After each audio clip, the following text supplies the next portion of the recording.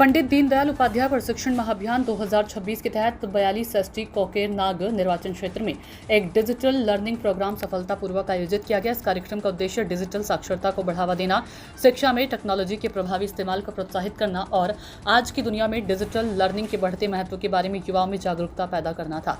इस कार्यक्रम में शिक्षा, इनोवेशन और ज्ञान के माध्यम से समाज को सशक्त बनाने के विजन पर जोर दिया और प्रतिभागियों को व्यक्तिगत और सामुदायिक विकास के लिए डिजिटल टूल्स को अपनाने के लिए प्रेरित किया। गणमान्य व्यक्तियों ने सभा को संबोधित किया और जागरूक, कुशल और आत्मनिर्भर समाज के निर्माण में डिजिटल शिक्षा की परिवर्तनकारी भूमिका पर भी प्रकाश डाला।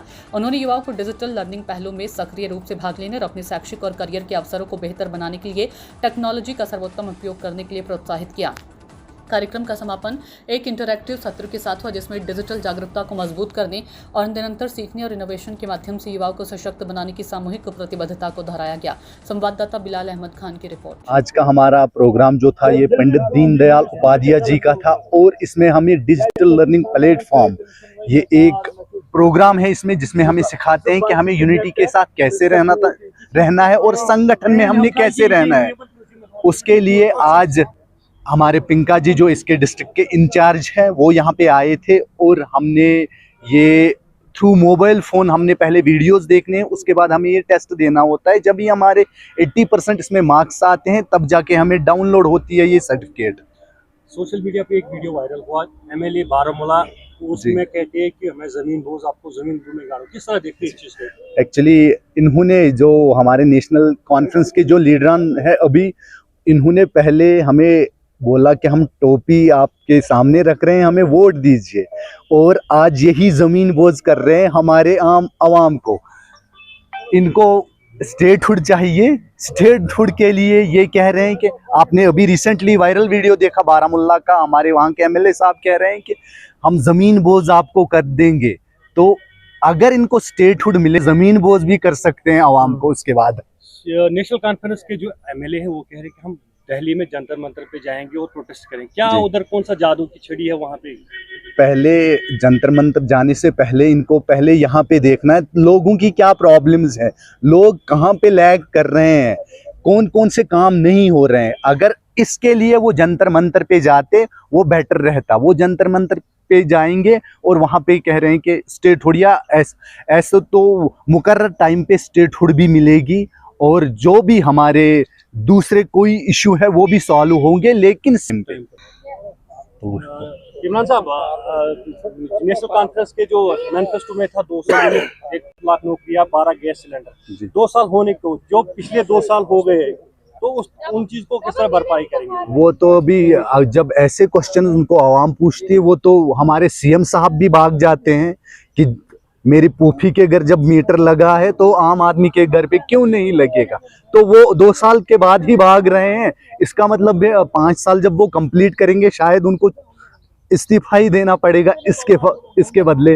अपोजिशन में आप है, बीजेपी क्यों प्रोटेस्ट नहीं कर रही? अपोजिशन में खाली बीजेपी नहीं है, यहाँ पे रीजनल पार्टीज भी अपोजिशन में है। हमारी पीडीपी, इल्तिजा मुफ्ती भी अपोजिशन में है, बीजेपी भी अपोजिशन में है, कांग्रेस भी अपोजिशन में। अभी पहले तो उन्होंने कोलिशन किया, अभी वो अपोजिशन से ज़्यादा उनकी बदतर हालत हो चुकी है। सबसे पहले आबिद साहब आपका शुक्रिया और आपकी चैनल का भी शुक्रिया, क्योंकि वक्तन फ़वक्तन हर हमेशा आपकी चैनल की वसादत से, चाहे भारतीय जनता पार्टी हो या कोई भी आवाम की बात हो, वो आवाम तक पहुंचती है, हुकूमत तक पहुंचती है और उसका अजाला होता है। तो रही पुकरना कॉन्स्टिट्यूंसी की बात, आप बोल रहे हैं कि डेवलपमेंट तो यहाँ पे नेशनल कॉन्फ्रेंस को करनी है ना। जो कॉन्स्टिट्यूंसी को रिप्रेजेंट कर रहे हैं हमारे एमएलए पुकरना, बीजेपी की जिम्मेदारी नहीं बनती? बीजेपी की क्यों नहीं जिम्मेदारी बनती? बीजेपी को जहाँ पे मिलता है मौका, बीजेपी अपना काम भरपूर कर रही है, हर जगह कर रही है, हर वक्त कर रही है। अगर हम देखें इस इलाके में आप इतना सारा काम कर रहे हो, मैं बताऊंगा तो लाइट सिस्टम जो यहाँ NHDCL का वो अभी भी डिफेक्ट है, तो क्या कुछ बताना? मैंने अभी भी आपको बोला, कॉन्स्टिट्यूंसी को रिप्रेजेंट हमारे एमएलए साहब कर रहे हैं, जो नेशनल कॉन्फ्रेंस के एमएलए हैं, उमर साहब के एमएलए हैं। बदकिस्मती की बात है कि लोगों ने उनको मैंडेट दिया था, मगर मैं यही सोचता हूँ और हमारी पूरी कॉन्स्टिट्यूंसी यही सोचती है कि एनसी और हमारे एमएलए साहब यहाँ पे कम्प्लीटली फेल हो चुके हैं। तो उसके बावजूद भी इंशाल्लाह भारतीय जनता पार्टी के एहलकारान, भारतीय जनता पार्टी के वर्कर्स हजरात तक जितना भी हो सकेगा इस बारे में इंशाल्लाह हम बात करेंगे। PMAY के तहत जिनको नाइंसाफी मिली थी, क्या उनको इंसाफ मिलेगा? बिल्कुल मिलेगा। क्यों नहीं मिलेगा? ऑलरेडी हमारी बात हो चुकी है और हमारी बात ऑलरेडी होगी भी। जहाँ जहाँ पे मसले मसाइल होंगे भारतीय जनता पार्टी की टीम वहाँ पे पहुंचेगी और लोगों की मदद करेगी। आखिर में क्या कुछ मैसेज आपके एसटी कॉन्स्टिट्यूंसी के लिए?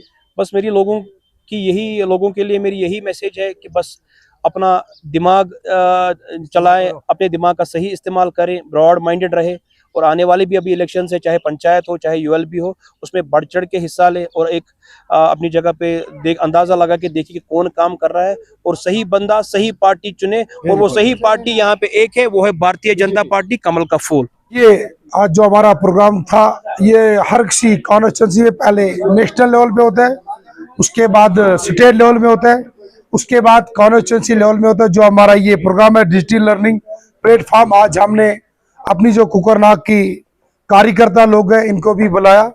तो जो हमारा ये प्रोग्राम है, इनको अवेयरनेस किया कि किस चीज़ में हमें आगे बढ़ना है, कैसे काम करना है, लोगों को हित के लिए काम करने हैं हमें, और आने वाले वक्त में हम कैसे लोगों के लिए काम करें। तो जो भी यहाँ पे लोगों की मुश्किलात है वो हमें देखनी, हमें पार्टी की ओर से यही दायित्व मिलता है। जो भी आपकी गरीब जनता की मुश्किलात है वो आप देखिए और ग्राउंड जीरो में हल करने की कोशिश करें। देखिए, जैसा आपको पता है इंशाल्लाह रहमान बीजेपी 24/7 अवेलेबल है। हम तैयार है बिल्कुल। अगर खाली पंचायत होगा तो इंशाल्लाह यहाँ पे बड़ी अक्सरियत से बिल्कुल अक्सरियत से भारतीय जनता पार्टी यहाँ पे हिस्सा लेगी। 5 सरपंच या बाकी भी कुछ होगा इंशाल्लाह रहमान। आप खुद भी देख सकते हो, गाँव तक पत्रकारों ग्राउंड जीरो में आप ही देख रहे हो। देखिए, आपको पता ही है हम जो बोलते हैं वो करते भी है। हमारी यही मैसेज रहेगी कुकरनाग के कॉन्स्टिट्यूंसी लोगों या कार्यकर्ताओं को, आइए आप भारतीय जनता पार्टी का दामन थामिए। हमारे पास खानदानी राज नहीं है, हम जो काम बोलते हैं वो डंके की चोट में, और खासकर जो ये पार्टी है गरीबों की पार्टी है। आप देखिए बीजेपी का मतलब भारतीय जनता पार्टी, इसमें खानदानी राज नहीं है। आज अबरार है, कल अबरार का बेटा नहीं होगा, इसका कोई नहीं होगा। आप खुद भी देखते हो जो पुराने यहाँ पे सियासतदानों ने पहले बाप रहा, फिर दादा रहा, उसका बेटा, फिर पोता रहा। हमारे पास वो नहीं है। हम जो लोग हैं सब एक है।